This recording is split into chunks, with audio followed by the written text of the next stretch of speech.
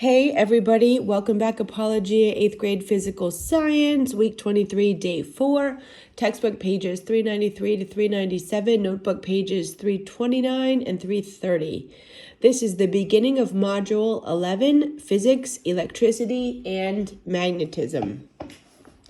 You've already learned a bit about the electromagnetic force, one of the 4 fundamental forces. I'm sure you are at least somewhat familiar with this force. It is the force that makes electricity flow in an electrical circuit, holds electrons in an atom, and makes lightning. It is also the force that attracts the north pole of a magnet to the south pole of a magnet. This causes the compass needle to point north. It causes refrigerator magnets to stick to the refrigerator, and it causes electrical motors to turn. But did you know that at one time physicists thought that force that governs electricity was completely different from the force that governs magnetism? After all, electricity and magnetism seem so different. How could they both be governed by the same force? We'll take a more in-depth look at the electromagnetic force and how electricity and magnetism work. You probably don't think about electricity or magnetism much, but you use them every day. Electric and magnetic fields are everywhere. You already learned that each generates the other in an electromagnetic waves, and together they make up the electromagnetic force, one of the 4 fundamental forces in creation. Now, we'll look more closely at how electric fields can produce heat, light, chemical changes, and are even part of your body. Earth has a magnetic field that migrating birds, fish, bees, and some butterflies can sense. And beautiful auroras, northern lights, are produced in part because of electrical charges and magnetic fields.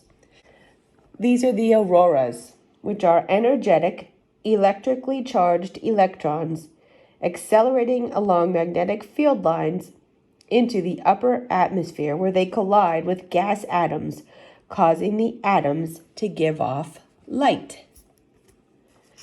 In this module, again, module 11,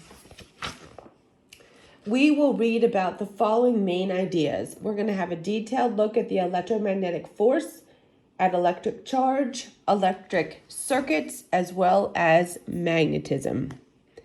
It took a genius of a Scottish physicist named James Clerk Maxwell to demonstrate that both electricity and magnetism are, in fact, different facets of the same force. When Maxwell demonstrated this fact, enormous advances were made in the study of electrical and magnetic phenomena in physics.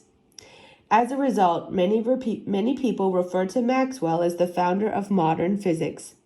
He is often ranked with Albert Einstein and Sir Isaac Newton as one of the 3 most important figures in the history of science. Because of his importance, let's look at a brief biography. James Clerk Maxwell. Born in a remote region of Scotland in 1831, Maxwell was a homeschooled until being accepted to Edinburgh University at the age of 16. The university offered him admission when a group of scientists there read a paper he had written about geometric curves when he was 14 years old. They were so impressed with it that they immediately accepted him as a student. When he came to the university, all the professors were amazed at his ability to design experiments that explained whatever interested him. He quickly outgrew the experimental facilities at Edinburgh University and transferred to Cambridge University in England to continue his studies. After graduating from Cambridge, he took a teaching post at King's College and met Michael Faraday, the inventor of the electrical generator and the electrical transformer.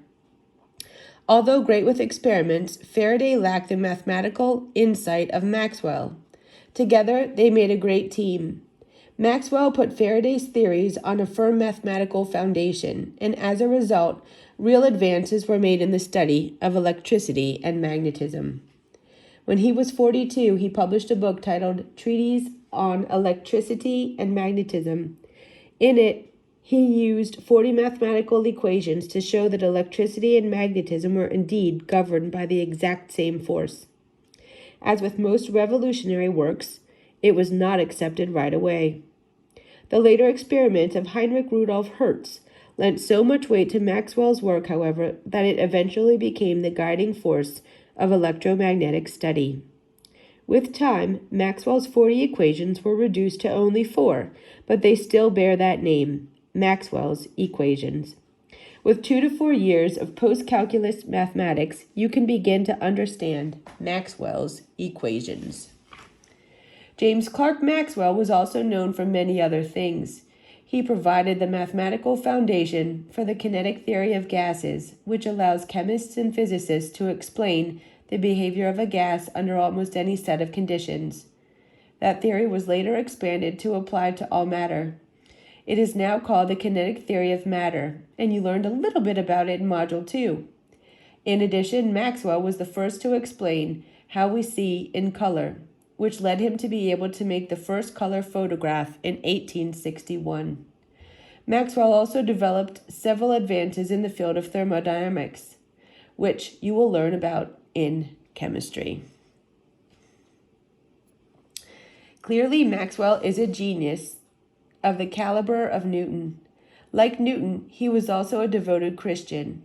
As was the case with Newton, Maxwell studied science as a means of serving Christ. Indeed, when Maxwell founded the Cavendish Laboratory at Cambridge University, he wanted to remind all students who entered that they should perform their duties with reverence to the Lord. As a result, Maxwell insisted that the scripture verse, "Great are the works of the Lord, they are pondered by all who delight in them," Psalm 111:2, be carved in Latin on the great door that leads into the laboratory. Science always needs people like James Clerk Maxwell. The electromagnetic force. As I said before, everyone has some experience with the electromagnetic force. But in order to delve a little deeper, let's go over the basics. The best way to start is by having you perform an experiment. So please read through experiment 11.1, electrical attraction and repulsion. We will conduct that in class on Monday, 4/25. All right, so I'm going to keep going in case you want to come back and listen to this after that experiment. So why did the hanging balloon behave the way it did in the experiment? Well, when you rub a balloon in your hair, it picks up some stray electrons in your hair. This causes the balloon to pick up an overall negative charge. Since you rubbed both the hanging balloon and the balloon in your hand and your hair, both of them developed a negative charge. When you brought one close to the other, they began to repel each other, because charges that have the same sign repel each other. The closer the balloons got together, the greater the repulsion. Also, when you rubbed the balloon in your hand more vigorously in your hair, it picked up more negative charge, which also increased the repulsion. This brings me to the first rule of electrical charge. Like charges repel one another. Two positively charged objects will repel each other, as will two negatively charged objects. The first object will exert a repulsive force on the second, and in compliance with Newton's third law, the second will exert an equal and opposite force on the first. When you stuck the tape on the table and then ripped it off, you were actually causing the tape to lose negative charge. This is because the tape leaves electrons behind in the sticky residue left on the table. Since the tape lost negative charges, it became positively charged. When you held that up to the balloon was attracted to it, because negatively charged matter attracts positively charged matter. And this brings me to the second rule of electrical charge.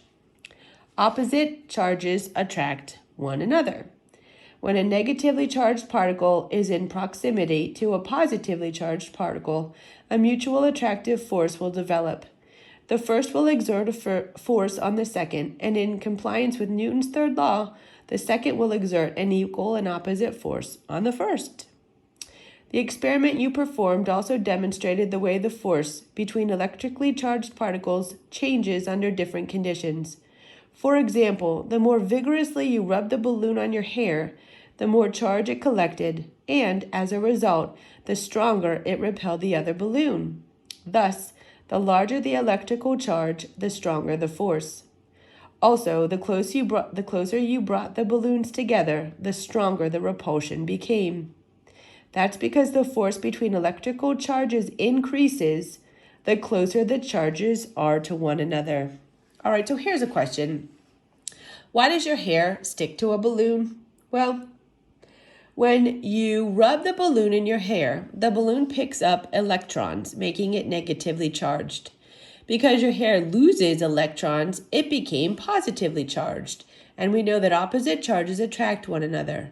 So your hair is attracted to the balloon.